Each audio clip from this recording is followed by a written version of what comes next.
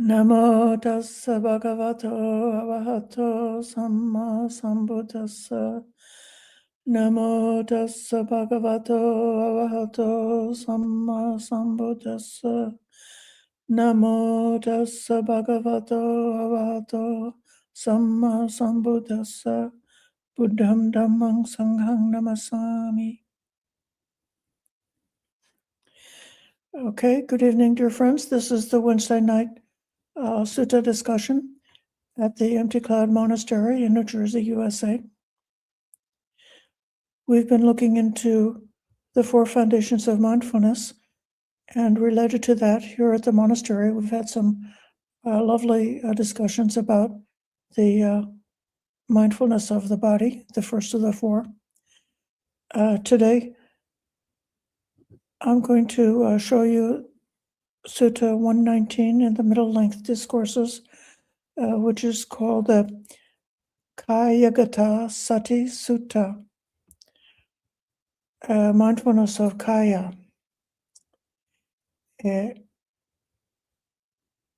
We had realized that translating Kaya as the body can be misleading and confusing for this sutta. When we think of the body, people just think of the material body, like the mind-body problem. The mind is one thing and the body is another thing. But in the Dhamma, the Kaya is a living body endowed with 6 senses, the 5 senses of seeing, hearing, smelling, tasting, touching, and then the last sense of the mind, which cognizes thoughts or ideas.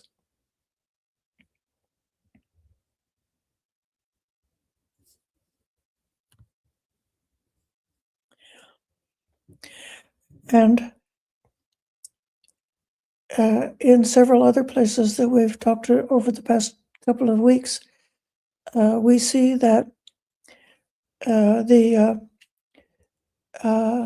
Kāyasati or the Kāyagatāsati is very much involved with the what's called samvara, the protection of the senses or restraint of the sense faculties. So if you see an object with the eye, if you are practicing this mindfulness, then unwholesome and harmful states of mind don't invade the mind and stay there. Now, that protection is not because you're protecting your eyeball. It's not even because you're protecting the brain exactly, or protecting the aspect of the mind which is having the minimum basic cognizing of an idea of what that object is, but rather it's the more complex process where the feelings, the state of mind, the volitional formations, all are coming together and evolving into a reaction to the object that is seen. And so when we talk about the restraint of the senses, it's actually restraining you, the entire reaction. So here in this sutta, I'm following the suggestion of Bhikkhu Agachita, and I'm translating Kaya as the subjective experiencer. So this is a slightly abbreviated form of the sutta. It's wonderful, it's marvelous how mindfulness of the Kaya, of the subjective experience, has been said by the Blessed One who knows and sees, the Arahant, the fully enlightened, to be of great fruit great benefit when developed and repeatedly practiced. So this is the mindfulness that looks within.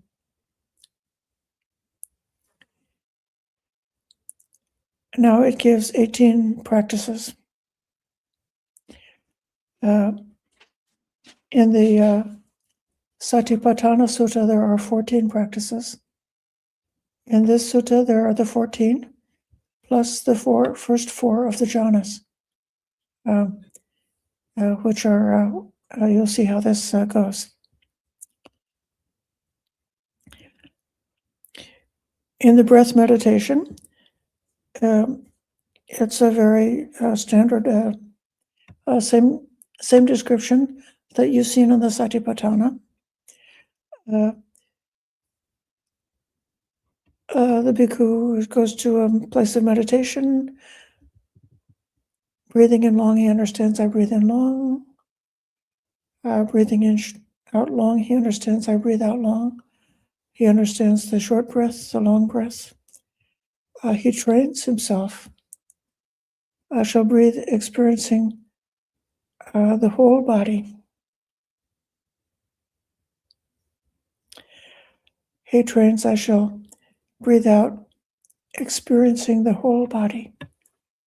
So then he trains that I shall breathe in tranquilizing the body process. Breathing out, tranquilizing the body process. And the metaphor is given of the turner who's, you've got a log or a piece of wood, and it's on a spindle, and as you pull the treadle, or I guess these days you have an electric one, and it spins around, and then you can take your cutting tool, your chisel, and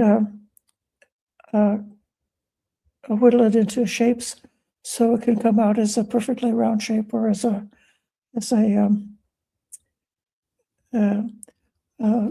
some kind of a banister or something like that. And so the tool, that's your attention, isn't it? And the tool is connected to the wood. And he is aware of whether he's making a long curve or a short curve.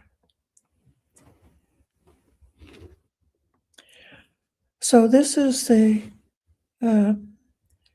beginning of the mindfulness, just to take our awareness of our own person, this living body, which is you. Normally, the breath is not. Most of the time, one is not conscious of breathing. Sometimes you are conscious of breathing. Most of the time, you don't have to exert any intention to breathe, but you can breathe on purpose. So if you say you want to breathe long, take a really long, deep breath, you can intentionally go. And then if you want to take a really strong out breath, you can intentionally take a strong breath. But if you're not exerting any intention onto it, then the body just breathes by itself. So the first part of this is to be able to take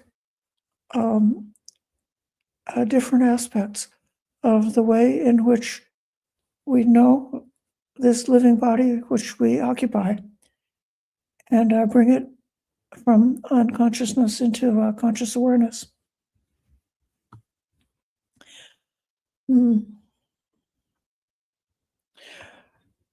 Second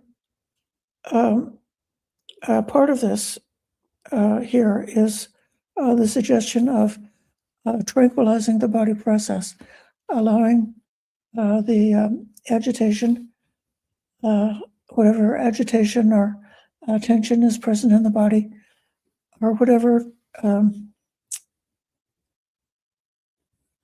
agitation or tension is available in the subjective experiencer, to allow those things to gradually and gently calm down, settle down, and become calm. In the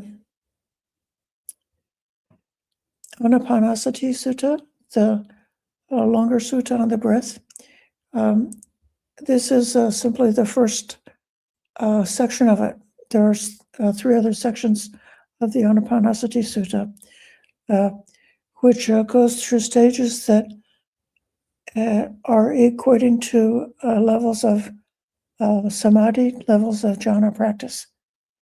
And an aspect of the jhana practice is this process of letting go of agitation, letting go which is too much excitement, and allowing the mind to progressively become more and more calm and equanimous.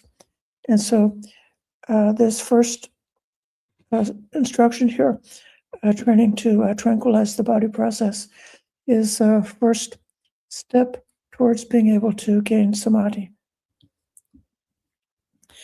Now, the refrain in the sutta, which comes for each one of the 18 meditations that are given here,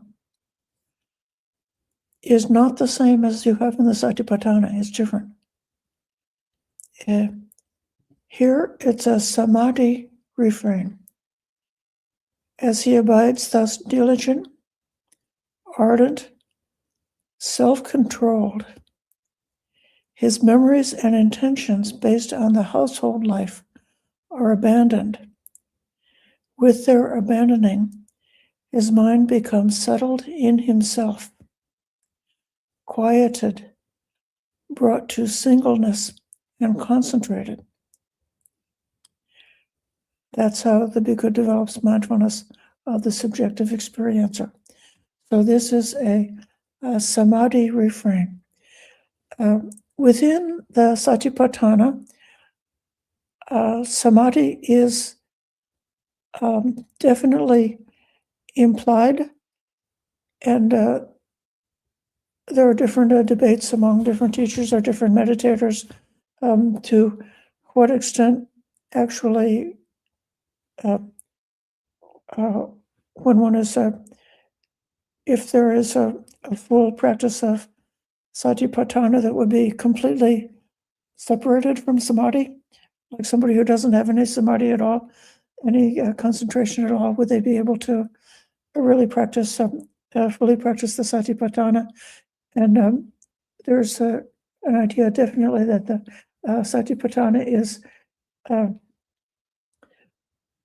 creates the condition for entering into jhana or into samadhi, into concentration. It says in another sutta that sati is the nimitta of samadhi. And the significance of that sentence is that sati is the condition for samadhi. Mindfulness is the condition for gaining concentration or gaining the unification of the mind.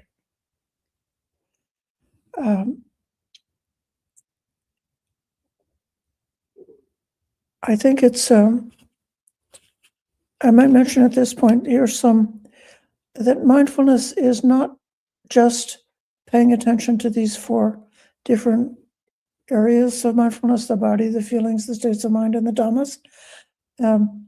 Mindfulness is not only being aware of the internal and external, and of the arising and vanishing of the phenomenon. There are some other aspects of mindfulness that I think are helpful in seeing how mindfulness creates the condition for samadhi. I'm going to mention 4. One of them is clear comprehension. So whatever it is that you're examining, you see it clearly. You're awake, you're not oblivious to what's going on. and you see things clearly as they are, without being biased or blinded by any kind of prejudice or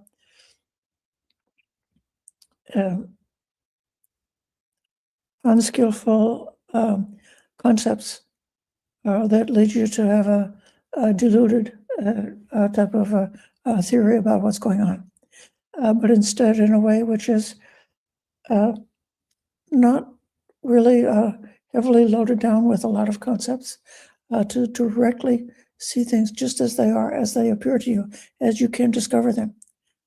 And then the next quality is diligence. It's good to be mindful for just the length of one finger snap,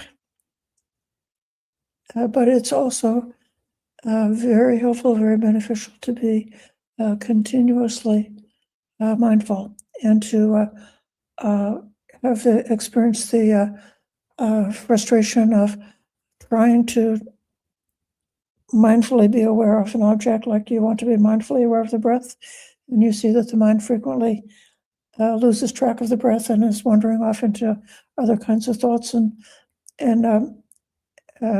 so forth. And you come back again and again, keep coming back, keep diligently making the effort to take those aspects of the of experience that are usually unconscious and to make them aware. So to be diligent, to be making that continuous effort. And then the next quality is freedom from reactivity. So one does not have reactions of desire and dejection about the things that you experience.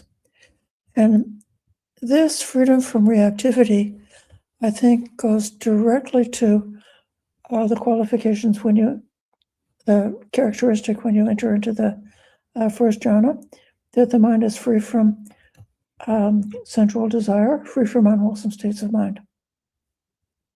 So an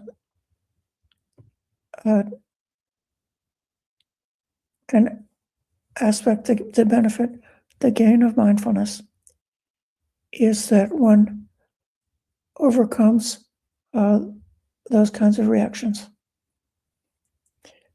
And then the last quality is the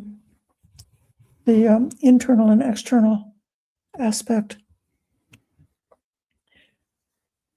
When you speak about the subjective experiencer in this Kāya, this first part, that is emphasizing, that translation is emphasizing the internal aspect of it. And this is a very refreshing correction to a mistake that some meditators make, where they think that when we practice, when we become free from attachment, that a person becomes like a zombie, disconnected from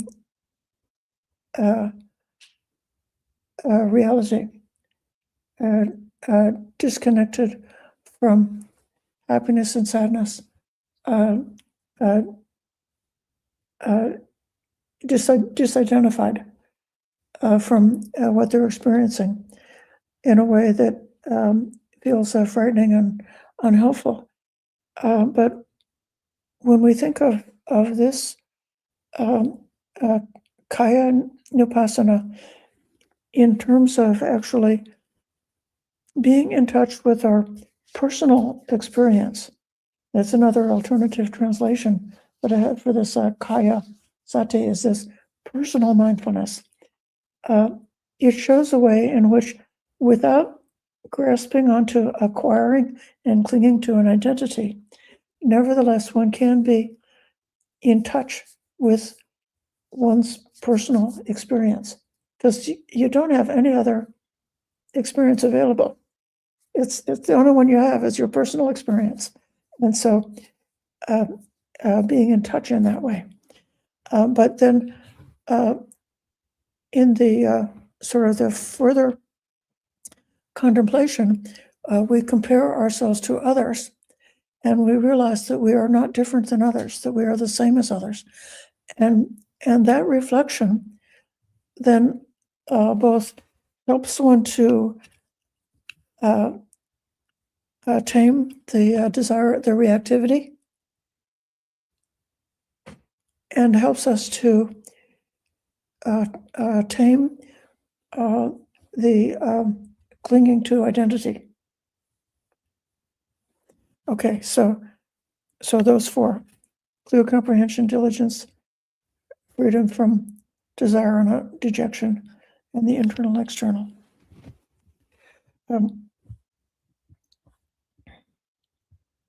So in this case, you see that there is in this refrain an aspect of learning how to control. So you gain some agency over your mind. And as you know, people who are not in control of their own mind or their own thoughts suffer a lot because they're a victim of their reactions, because they're not able to prevent their reactions. But a person who has some agency that they're able to choose, then they are a happier, calmer, more relaxed person. So this is like the marshmallow test. The child who's able to wait 5 minutes without taking the marshmallow grows up to be a happy, healthy adult because they're able to control their impulse. But the person who is not able to control their impulses is continuously subjected to a lot of turmoil in their life. So with gaining that amount of self-control, then it's possible to be in a calm way to see what's happening. I'm going to read you the refrain from the Agama, which is a little bit similar. Thus, a monk follows his physical actions, knowing the above as it truly is. If he thus goes into seclusion and lives alone, his thoughts aren't careless.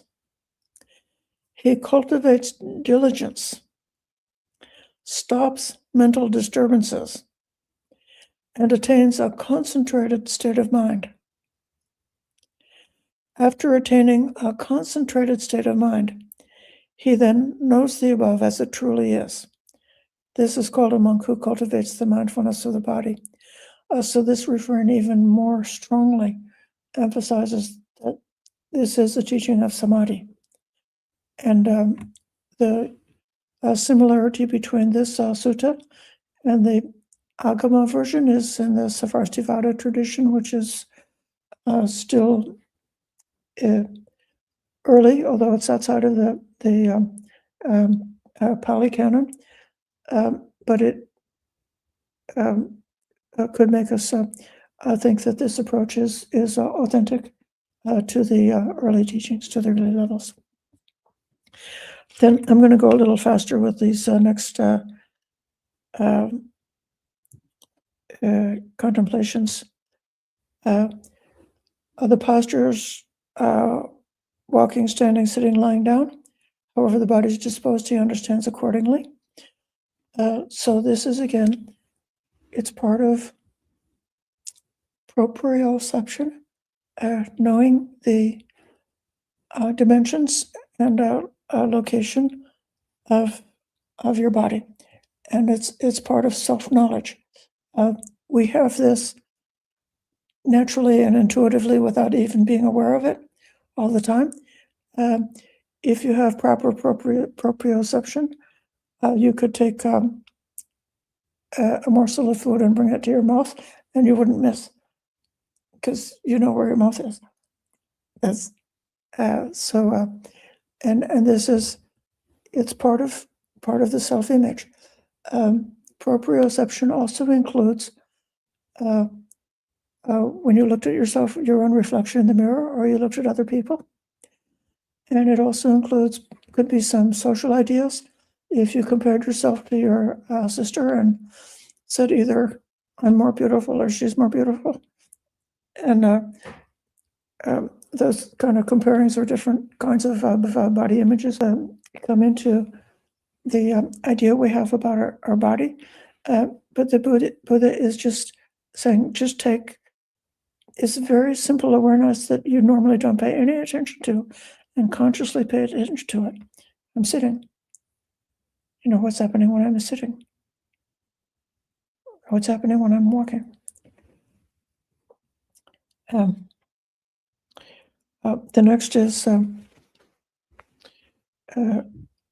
what's called full awareness. That's the phrase, the clear comprehension phrase.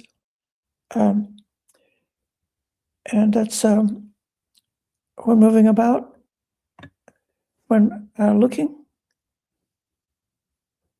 at something or looking away from something.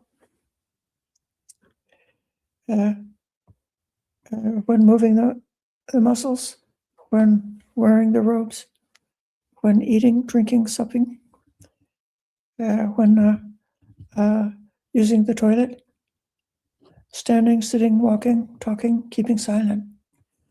I'm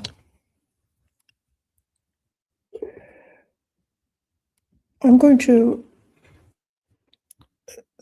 this is a bit of a stretch, but I'm going to associate this with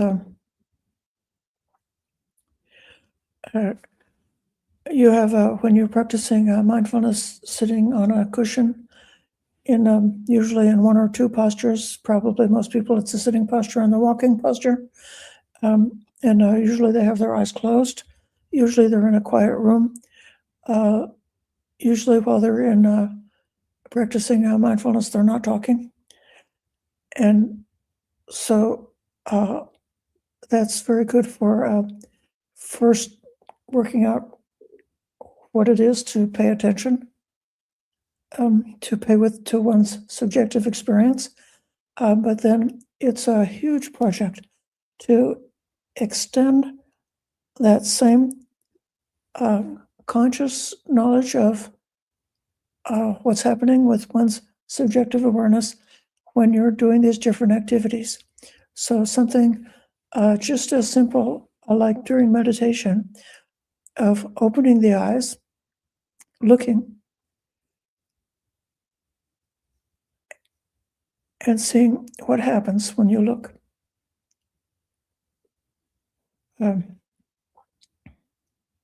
Here, the metaphor of the different beasts attached to a post. They're attached on a leash to a post. So if they didn't have the post in the middle, each beast wants to go in their own direction, and they stand for the six senses, and whichever one is the strongest becomes the dominant. And it can be even with looking, if one is not mindful, one can be carried away with looking. Like if you're watching a show, you could be carried away from looking and find it like almost impossible to pull yourself away from looking at that show. Or even I had an experience years ago that on one of my solitary retreats in the forest, the kuti I was in had a large window, and there were quite a few birds in the forest that would come around in the morning, and they would be, flitting about. And when it was early in the morning, it would be foggy, and the birds would sort of like appear out of the fog and disappear. It was very beautiful, but it was so interesting to notice how much enjoyment there was in watching the birds, and to be able to see, okay, like what's really happening with that. And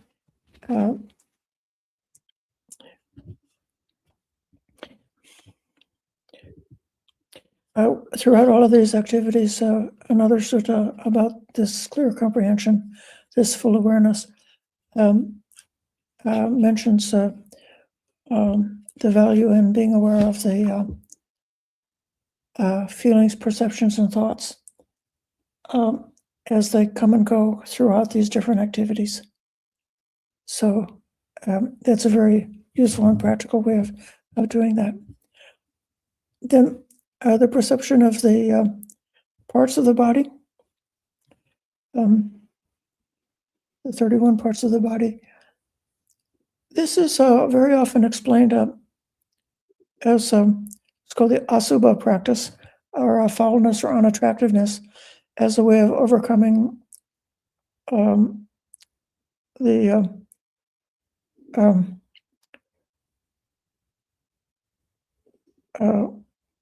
delight and sensual desire associated with the beauty of especially of the human form, and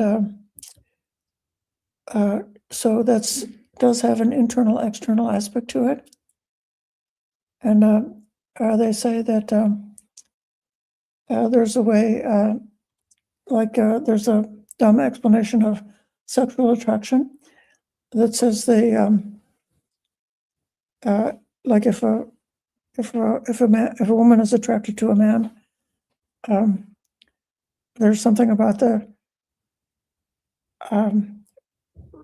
femininity in that woman is attracted to the masculinity in that man, and there's some kind of a connection there, so that it's both she's experiencing her own like a inner sensual nature at the same time as taking delight in the other person.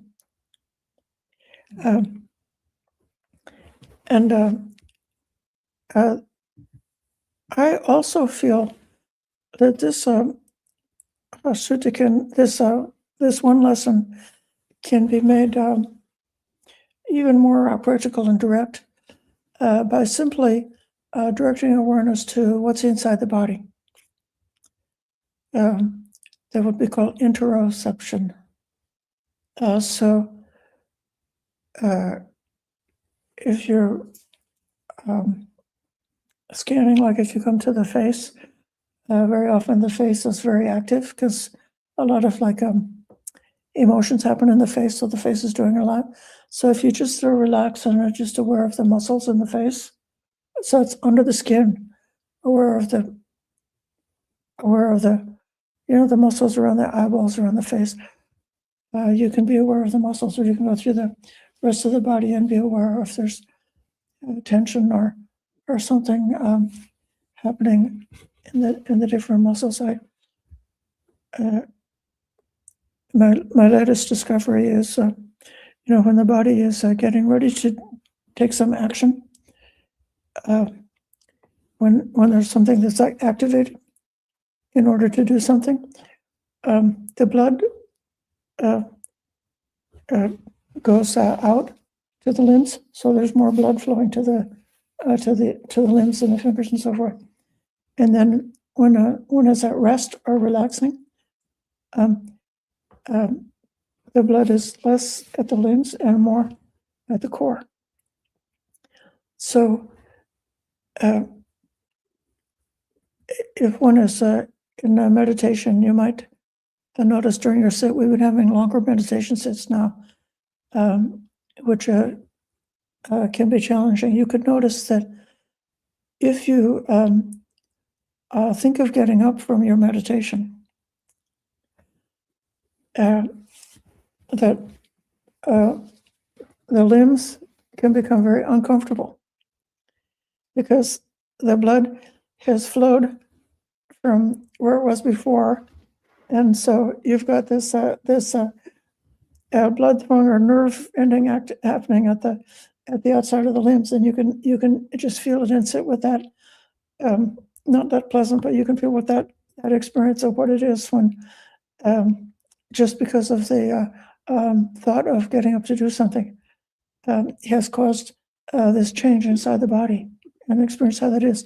And then within the core of the body, they say that the belly is said to be the second brain because there's many nerves, like more nerves in the belly than there are inside the head. So then you can definitely feel the different activities, the different organs of the body, the little motion of the when the belly is digesting food. You can feel the heat of that. You can feel the what's happening. All the different subtle movement on the inside of the body, and so that could be a part of this asubha meditation, the inside meditation, like to become aware of what's inside the body.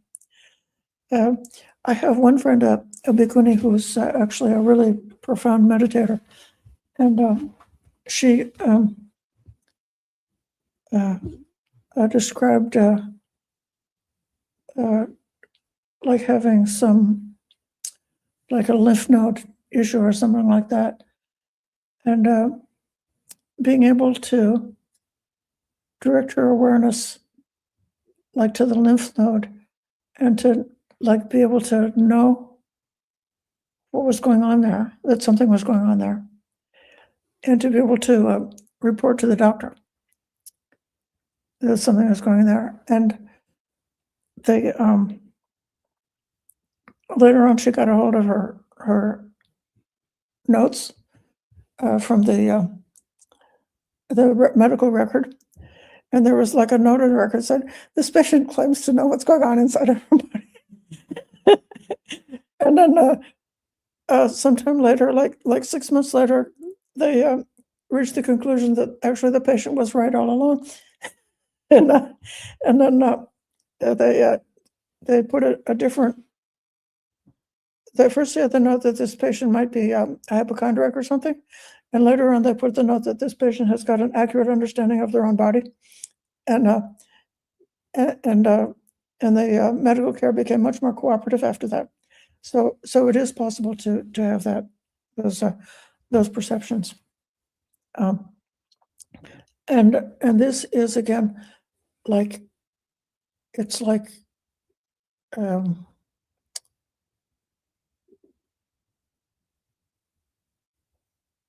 our subjective experience, what we can know. How do we know?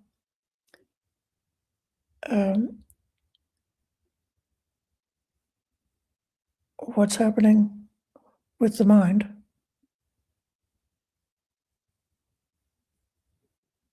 Except by being able to look within,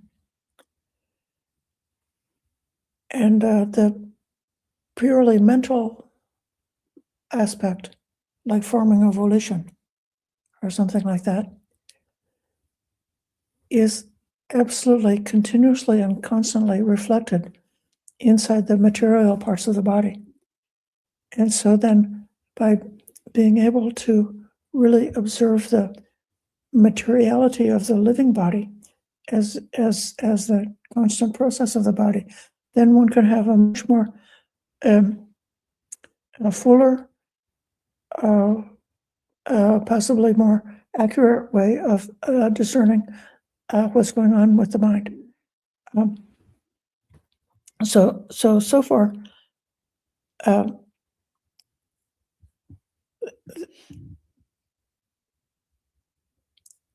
this is I'm emphasizing on the simple, clear comprehension aspect of it.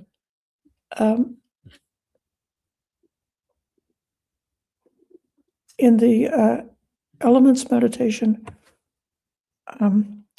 looking at the physical elements of the body apart from the living aspect of it,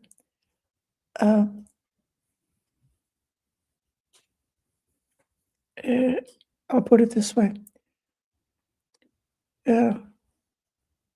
We have an idea, each person has an idea of themselves as a person, as an individual,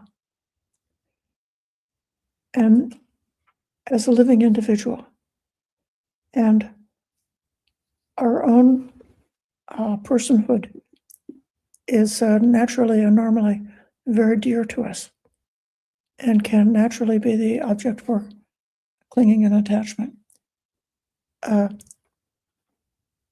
The first part of this sutta is taking the subconscious aspect of how we know that we're a person and making it conscious.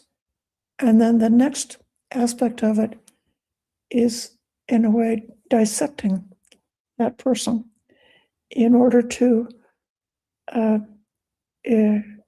break up the delusion of an essence.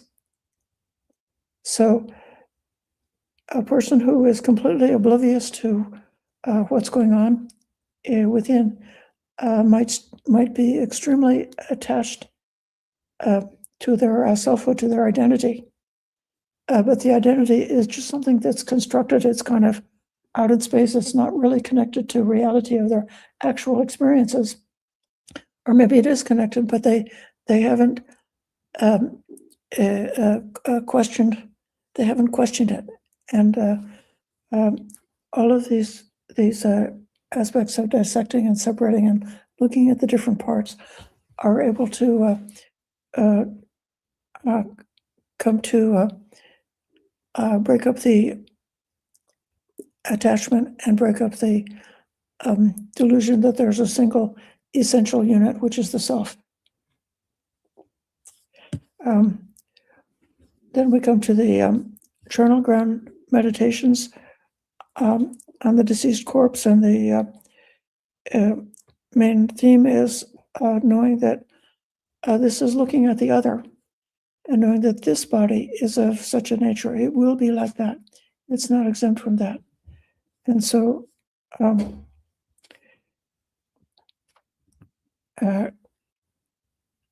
looking forward to the time when this person, this living person, is finished and gone.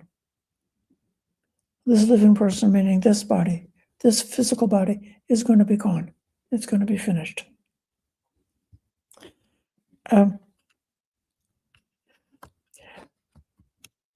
As a result of these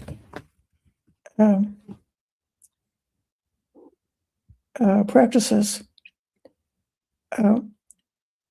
and especially the aiming towards calming and coming away from reactivity, then one is set up for the jhana. And in the sutta here, they give the formula for the first 4 jhanas.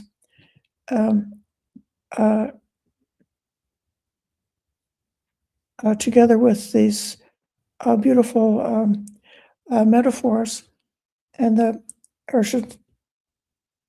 these similes for the description of the jhanas are very physical, showing how the 4 jhanas are to be experienced with the body. They are to be experienced subjectively.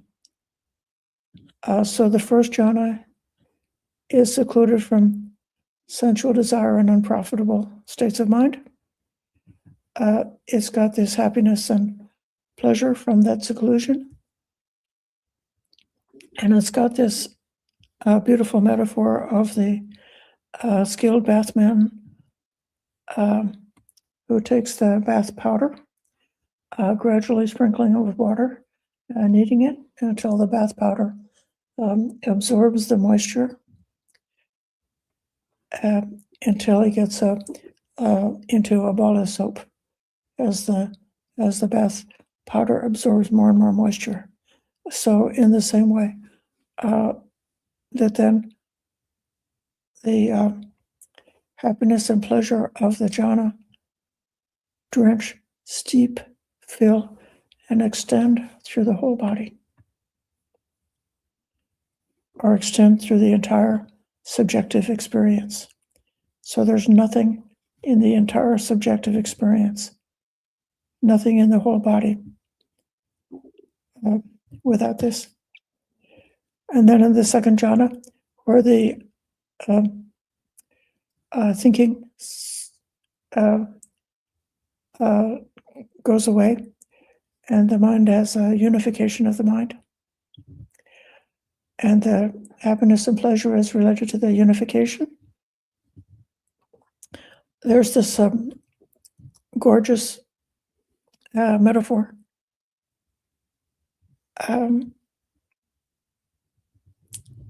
Like a lake whose waters well up from below, having no inflow from the east, west, north, or south, nor yet replenished from the sky with showers, just this cool fountain of water welling up from within. So this fountain of water from within drench, deepen, fill, and extend throughout the lake. So just the same way, the whole body is drenched with happiness. And then in the third jhana, the blissful aspect is too much agitation. The mind is inclining towards more calmness, and one abides in equanimity. And here the mindfulness is coming to the fore, so the clear seeing becomes more the prominent factor, so less the feeling aspect, more the mindful aspect, the full awareness. And they still feel pleasure with the body.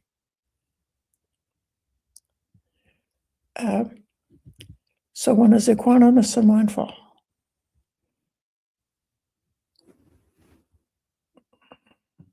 And here the metaphor is a water lily pond in which some of the water lilies or lotuses are under the water and growing under the water. So they're completely drenched and filled with the water from the roots up to the tips, and nothing in the whole of those flowers is not completely steeped or filled with water. So in the same way. And then the last one, the fourth jhana, which is where the pleasure pain becomes no more not interesting anymore. And the mind goes away from pleasure pain. Mental pleasure and mental pain go away, or gone, have previously gone. And then you have the purity of mindfulness and equanimity. And this is compared to somebody sitting with a covered in a white cloth.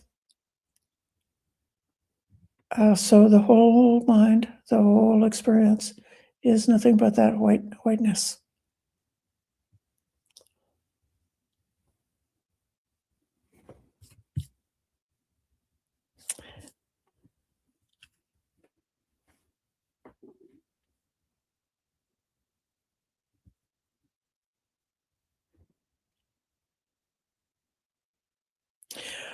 The sutta goes on to speak about, with further metaphors, about how mindfulness keeps Mara out. So Mara is sometimes called the evil one, who is a powerful divine being, a deva, who has a particular role of trying to stop the Blessed One from getting his enlightenment, or trying to persuade the Blessed One not to bother teaching, so that humans will not have a chance to gain enlightenment. or who has a particular role of blocking and preventing persons from getting from the Kama realm, the realm of sense desire, into the Brahma realm, the realm of the Brahma Viharas of loving kindness and compassion. It's said that the person who develops the four jhanas, if they didn't become enlightened, if they died in that state, they could be reborn in the Brahma realm. Or a person who practices the Brahma Viharas, who develops loving kindness, compassion, sympathetic joy, and equanimity to the point of samadhi. If they don't gain enlightenment, they could be reborn in the Brahma realm. But Mara is the one who's trying to keep you tied to the sense reactivity, especially to that desire and dejection regarding worldly states.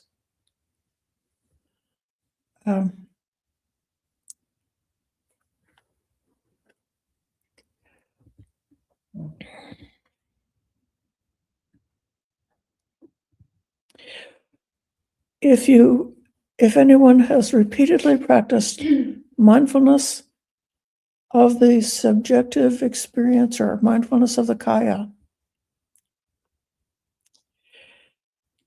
he has included whatever profitable dhammas there are that partake of true knowledge. This is a really strong statement of the Buddha, that mindfulness, the sati, is the fullness of his teachings. So there's no teaching of the Dhamma that cannot be discovered and developed, experienced, and realized with mindfulness.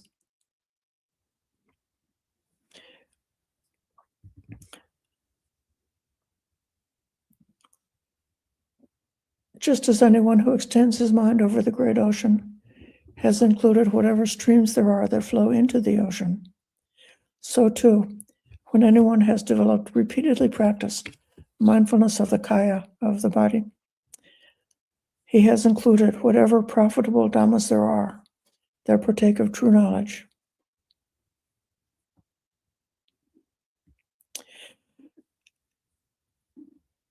Then it goes on to say, if they don't develop mindfulness, then Mara can find an opportunity and a support in that person. The person without mindfulness is like a heap of wet clay, and Mara can throw a heavy stone ball at it, and it will sink into the clay. Or that person is like some dry firewood, and Mara can light the fire, and it will produce flame. Or it could be like a person without mindfulness is like an empty pot, and Mara can come and pour some water in the pot, and it will become, all the water will get into the pot because Mara puts it in there because it's empty. So those are the examples of somebody who's not mindful. But a person who is mindful would be, instead of being like a heap of wet clay, you could be like a door panel made of heartwood. And then if someone throws a light ball of string at the door panel, it won't penetrate. Or a mindful person is like a wet, sappy piece of wood. This might be a wood that's been soaked in the same beautiful pond that we had in the analogies just before about jhana. The wood is completely soaked. And then Mara is not able to light it on fire So the mind which is soaked and drenched in mindfulness is not able to be lit fire. Yeah. Or they could become like a water pot filled with water right up to the brim, so that a crow could stand on it and could drink out of it. And then if someone tries to put more water into it, they can't, because it's completely filled. So this is how mindful is when it's fully developed.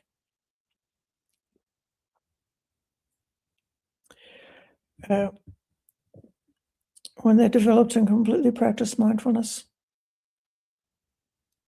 of the Kāya, of the subjective experiencer, mindful of your whole entire subjective experience, you attain the ability to be a witness through realization by direct knowledge of any Dhamma, which can be realized by direct knowledge. So then you would be ready to hear about the Four Noble Truths. You would be ready to hear about the Eightfold Noble Path, and you would be able to comprehend it.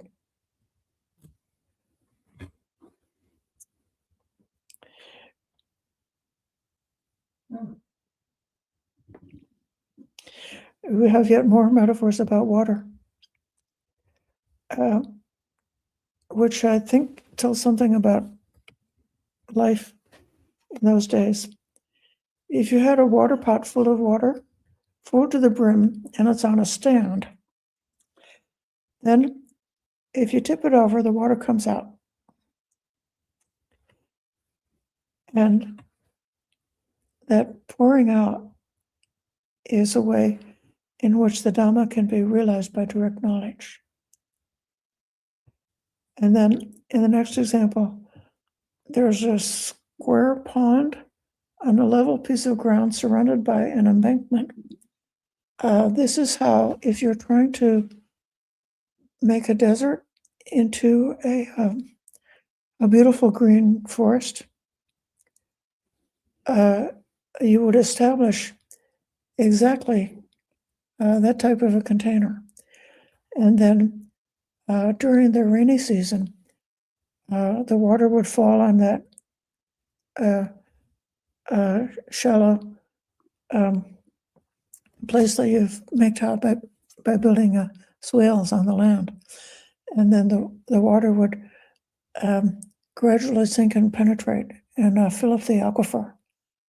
And then at the time that you needed to grow your crop, if you made an opening in the embankment, then the water would flow out, and it would flow wherever you want it to go. And so this is part of like the ancient practice of agriculture, is to guide the water so that it goes where it's needed to grow the crops. So just as the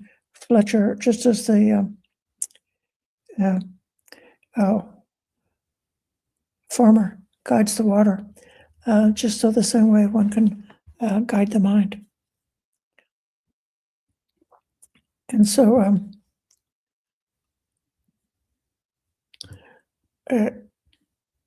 I especially love this example because we see that the world has been so ruined, and there's so many inspiring ways in which humans can, in this very gentle way, make small changes in the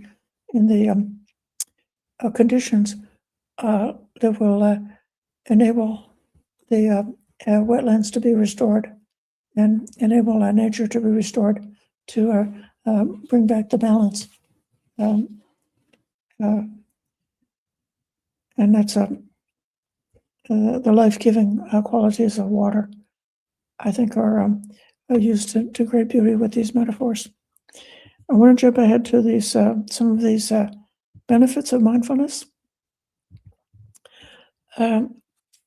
which is, again, now referring to the idea, especially the idea that with mindfulness,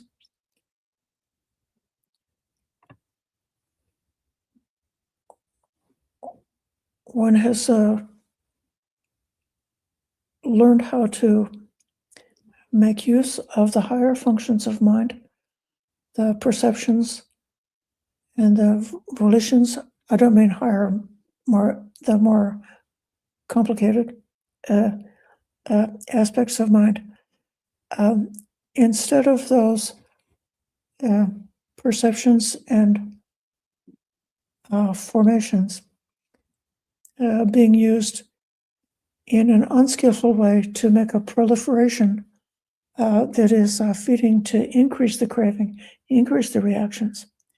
Instead, it's possible to use skillful perceptions and skillful volitions to bring calmness, tranquility, to train the mind, like we saw at the beginning, train the mind to calm down, train the mind to move and incline towards tranquility, and train the mind to be on guard against unwholesome states, to be able to see and recognize them, and to allow that mere mindful recognition of an unwholesome state to be sufficient right there for those reactions to be dispersed quickly. And so the wholesome use of the mind means that we are capable to guard and protect the six senses, which are attached then to this living body, and then we get these benefits. He becomes a conqueror of aversion and delight. Aversion does not conquer him. He abides transcending aversion as it arises. He becomes a conqueror of fear and dread. Fear and dread do not conquer him.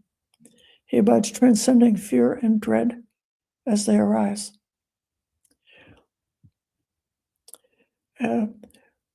He becomes one who bears cold and heat, hunger, thirst, contact with mosquitoes, flies, wind, sun, creeping things, who endures ill-spoken, unwelcome words and arisen bodily feelings that are painful, racking, sharp, piercing, disagreeable, distressing, and menacing to life.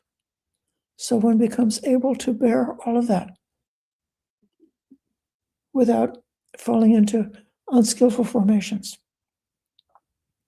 He becomes one who obtains at will with no trouble the four jhanas.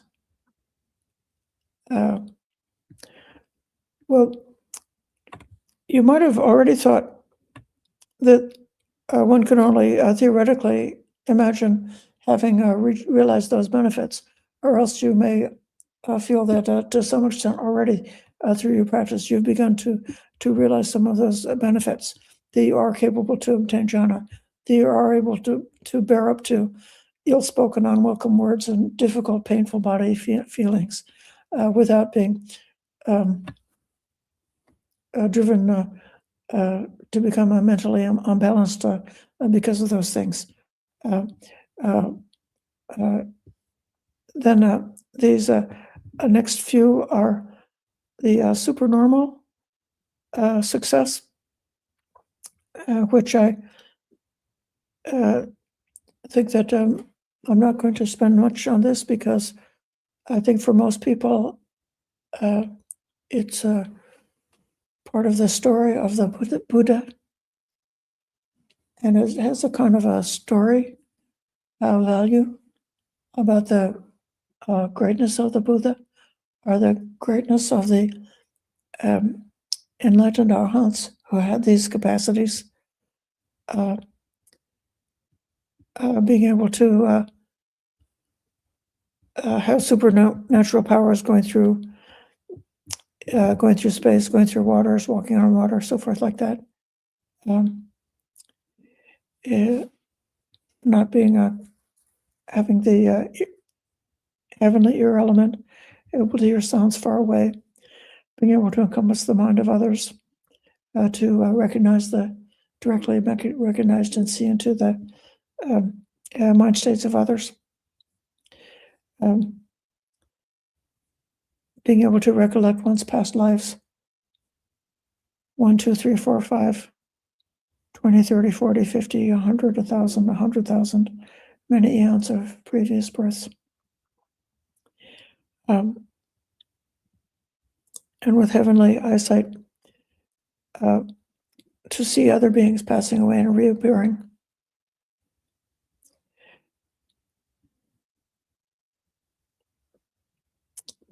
In a certain way, I feel that this list of the superhuman powers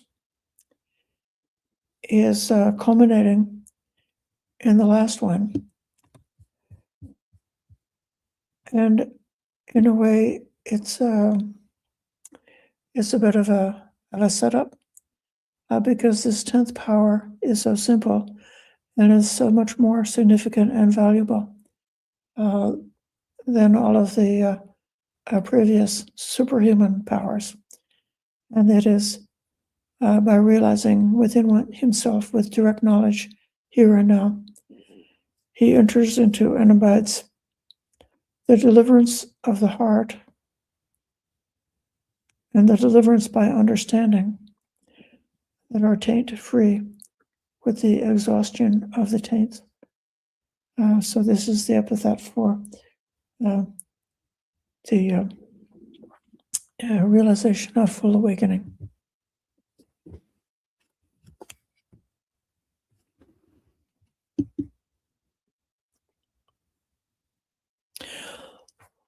So one may reflect on this sutta to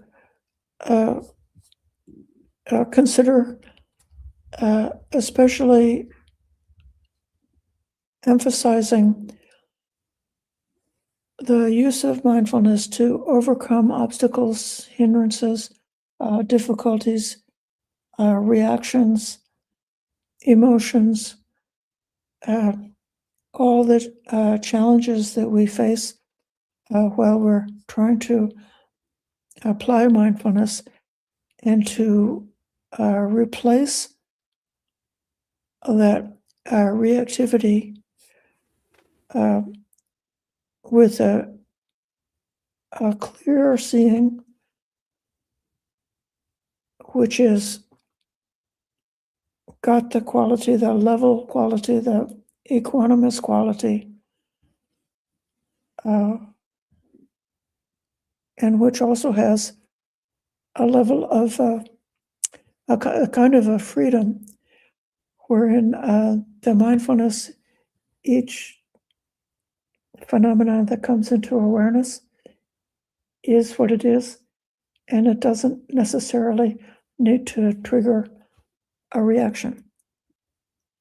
So the cascading of reactions that culminate in old age, sickness, and death, and going on to a rebirth, that cascade is not happening while one is in mindfulness, that one is able to experience each moment as it is, and experience the arising, the existence, and cessation of each moment.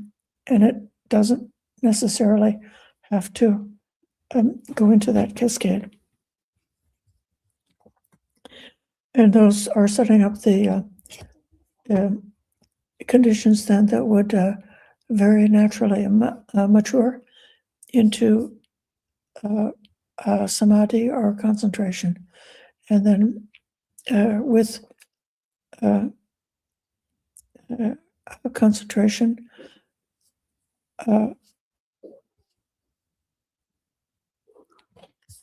we are coming away from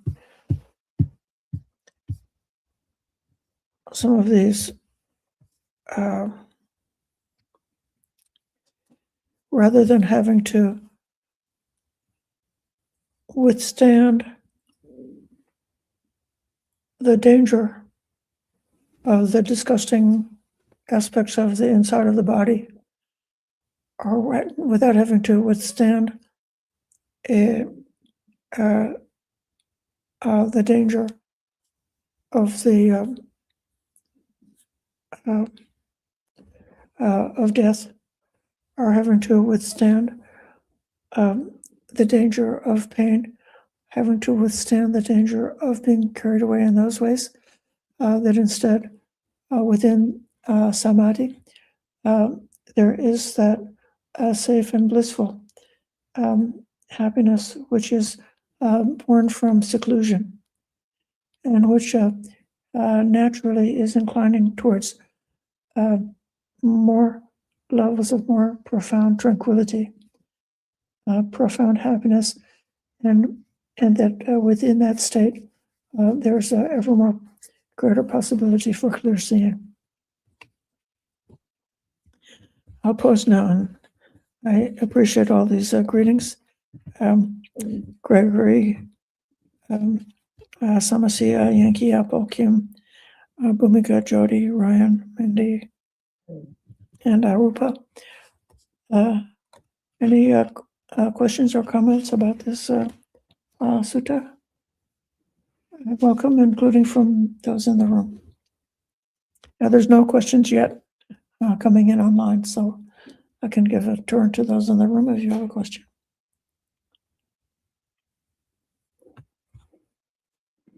I have a lot of questions. So thank you so much for your teaching. This was very helpful, and yeah, I brought a lot of joy with the different similes. So I was thinking about the four things that you mentioned, like the clear comprehension, being diligent, freedom from reactivity, internal and external. And so, yeah, personally, I feel like, that's been kind of like coming up in day-to-day tasks, and just practicing mindfulness, like the kilesas, like kind of taking over and struggling to bring the mind back. So I know you just, of course, explained the whole sutta, but do you have any feedback on just personally, I guess, that's helpful? Usually the question is about feedback on how to use these four tips about mindfulness, clear comprehension, diligence, freedom from reactivity, and the internal external, in order to deal with the difficulties that come up both in meditation and throughout the day. My main idea is, when the mind goes into thinking, that's the golden opportunity to inquire what's happening here, what's behind this train of thought. Is the mind, it's either the nandi, or the pleasure, that you're thinking for pleasure because it's enjoyable, but you're thinking about something pleasant, or else you're ruminating about something that's negative and trying to think about how to fix it. And even some little problem, like all of us have duties and responsibilities, and it could be that like during the meditation, while you're on the meditation cushion, then you remember some responsibility that you have, and then you start pondering about how you're going to do that job or fulfill that responsibility. Okay, so actually, you could see that you're like not satisfied with having that responsibility not done. That it's uncomfortable to be sitting here and you have a job to do, and it's not finished. It's looming over you, and so it's uncomfortable. And so then you can't leave it alone. You have to start rehearsing the solution, because you're trying to achieve it. But it's a rat race. And so if you're able to like recognize it as aversion, then you can apply a cure. So that's I think the most useful thing is these strings of thought that we get into, that is the easiest thing to be carried away with, and to try to look back and say, oh, where's this train of thought coming from? And then try to address that right there. That's my suggestion. Here's a question from Ryan.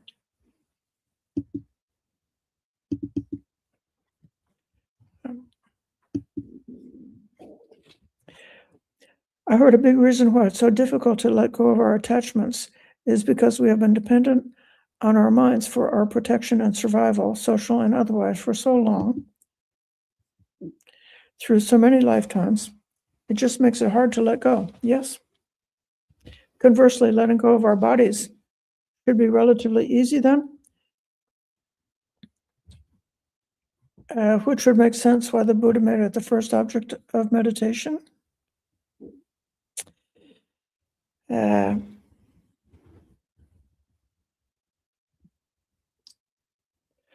The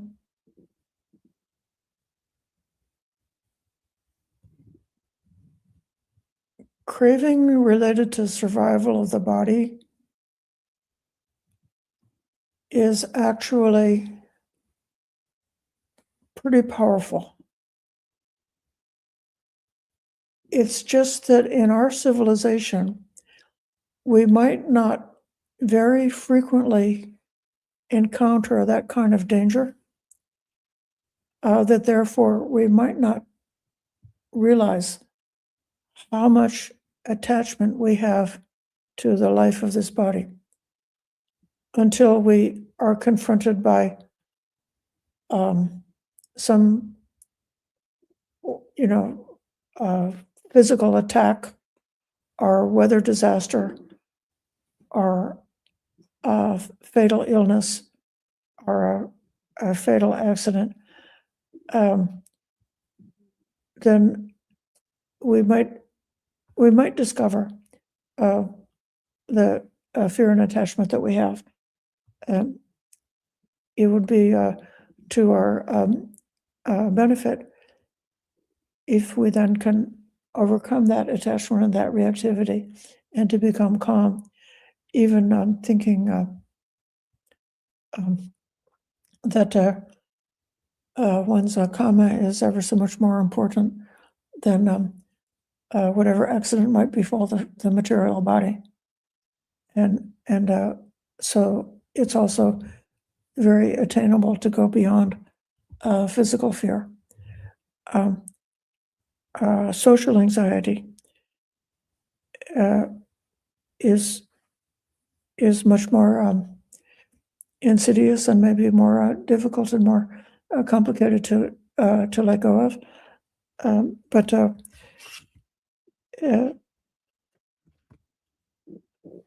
I guess I'm coming to agree with Ryan's comment that the bodily attachment is more of a simple object to let go of. I'm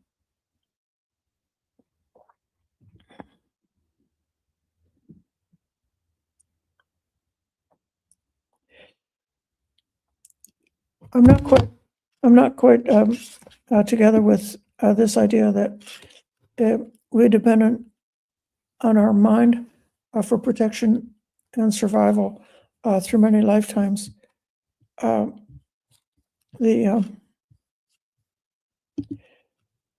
mind and body both are contributing to our survival, and so the operation of the body itself contributes to our survival. The primitive animal-like instincts we have contribute to our survival. Just having the ability, that the example I gave at the beginning of our, that if I take a morsel of food, I'm able to get it out to my mouth, that contributes to the survival. So the simplest things are contributing to our survival. And then like the mental aspect is like a superstructure that's built up on top of it. And so having a great empire and being the king of a nation with a great army and a whole army of bureaucrats providing one's physical safety, and another army of bureaucrats providing for insurance against any kind of mishap or accident, and another army of bureaucrats devoted to trying to protect one's reputation, and so on like that. This is like the extreme example of a lot of the being carried away with an extreme projection of one's or survival. If you build out this the whole like accoutrement of society for safety.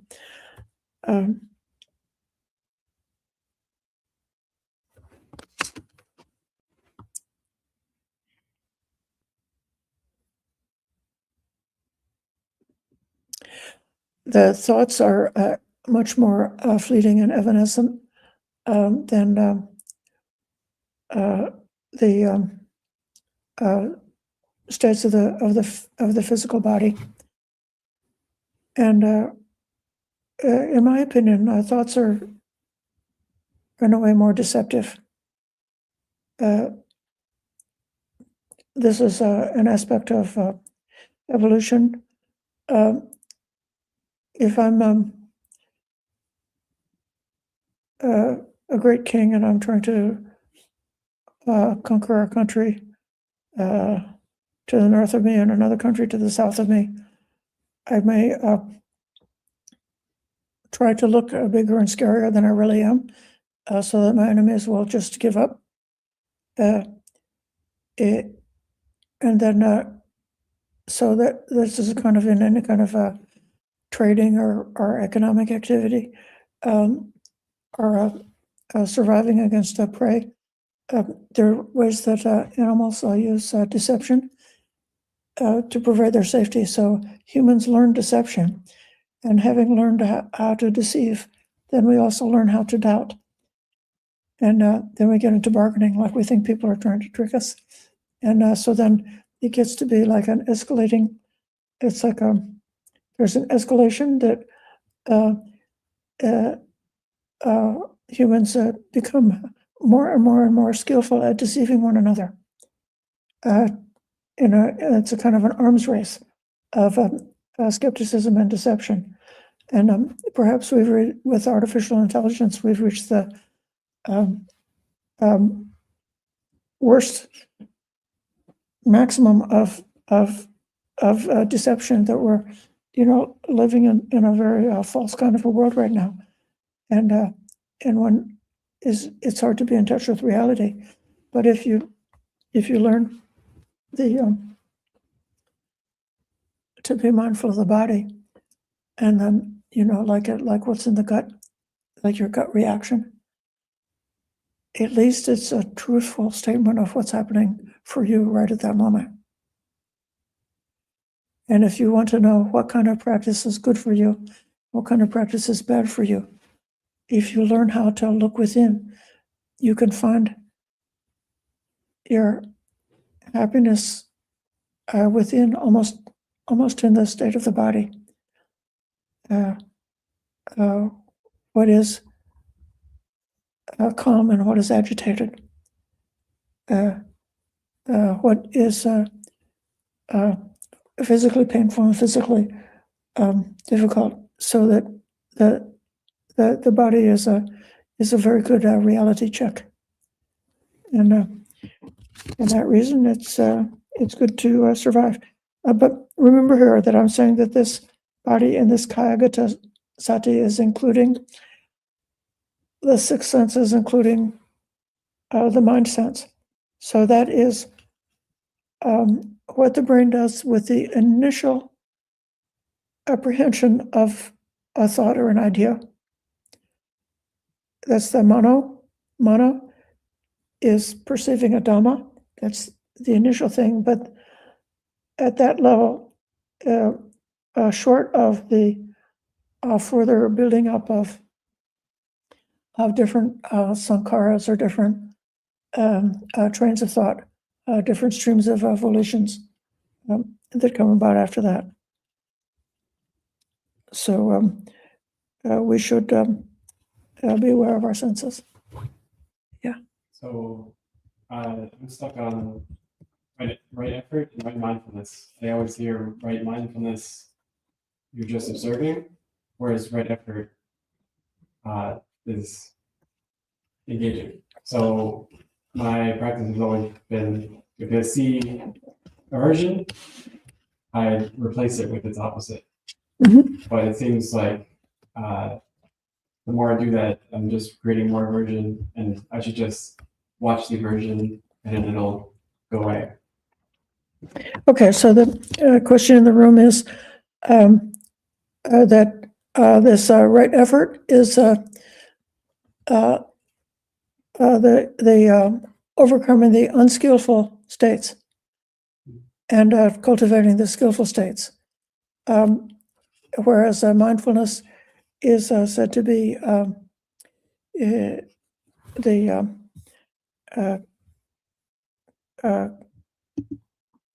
clear, just seeing as it is. So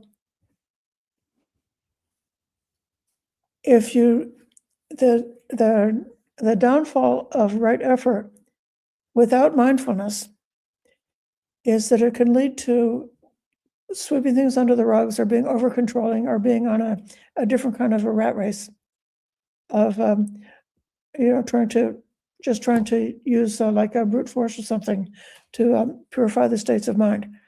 And I mean, this is sort of like there is a certain kind of a way that if evil, unwholesome thought comes into your mind, you should feel horrible and repulsed and ashamed of yourself for having that bad thought, and you should want to immediately cut it off at the root and exterminate it so that it never comes back again. But you can't really do that effectively until after you've developed the mindfulness and actually in the samadhi as well. After having gained those further states, then it's possible that the right effort can be done in a kind of a much more skillful way. But mindfulness, like whatever comes up, like that evil, unwholesome thought that comes up, you have to accept that it came up. But then having accepted that that's your reality right at that minute, then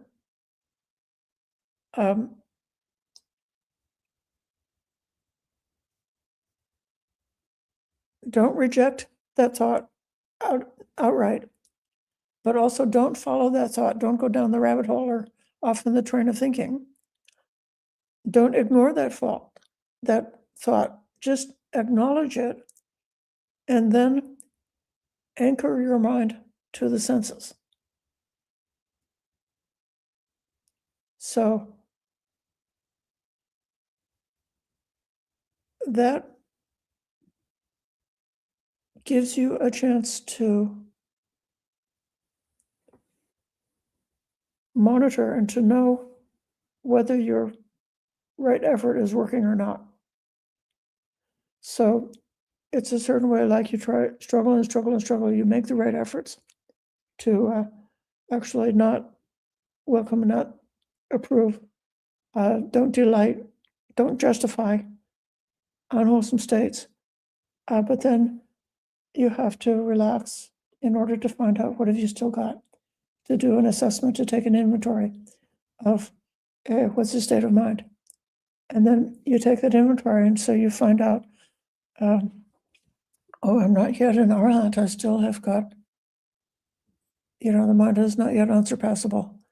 The mind is surpassable. I still have these difficulties or these kilesas in the mind.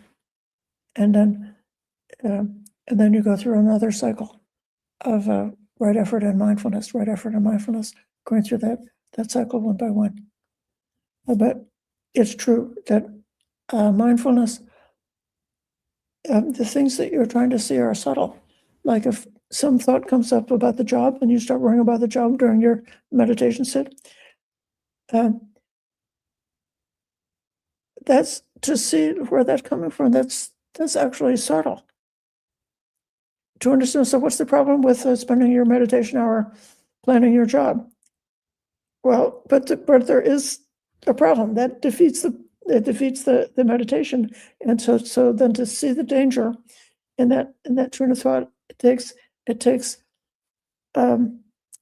clear seeing, a lot of clarity to be able to watch and understand, have insight into your internal process. And that's where the mindfulness comes in.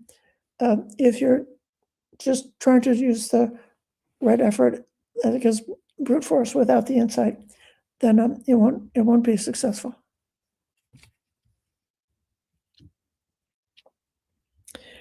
Here's a comment from Ayyā. It's my understanding that the instinct to survive is hardwired into the body's cells, not easy to let go, which is why practice is necessary. The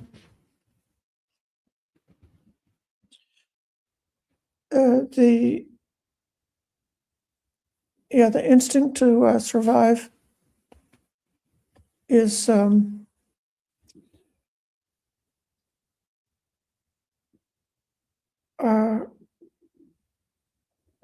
you might be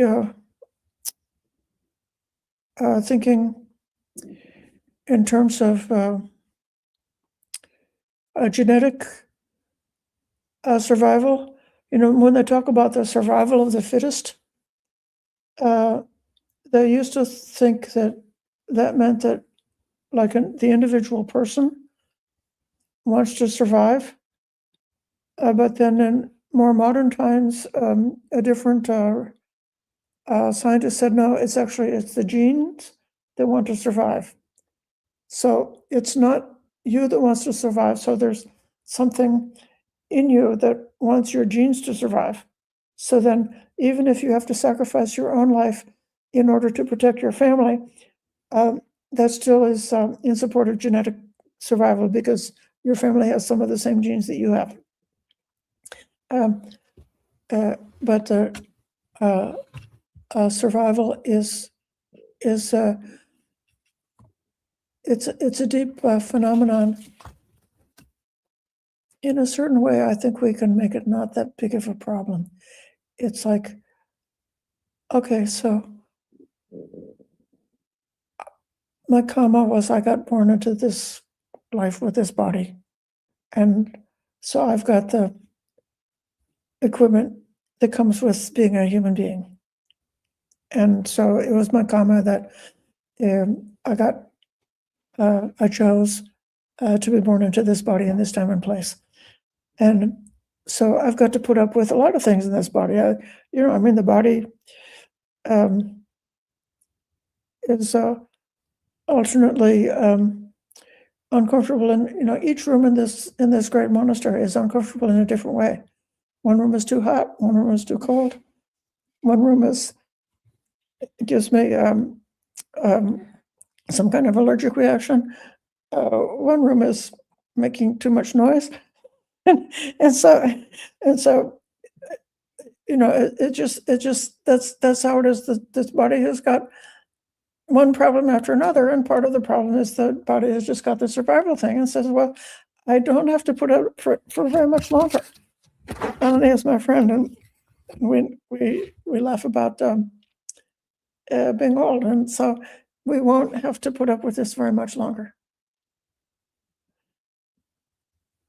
And so it's completely not necessary, just because we've got that package that comes with having a human body, to have a preference for existence, continued existence, or non-existence. going beyond it. I don't think the two things have to be related. So I think we can make that into not a problem.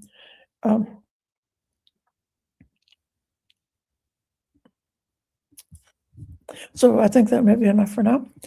Thank you all for your patient listening, and we'll close by saying sadhu, sadhu. Sadhu, sadhu, sadhu anumodami.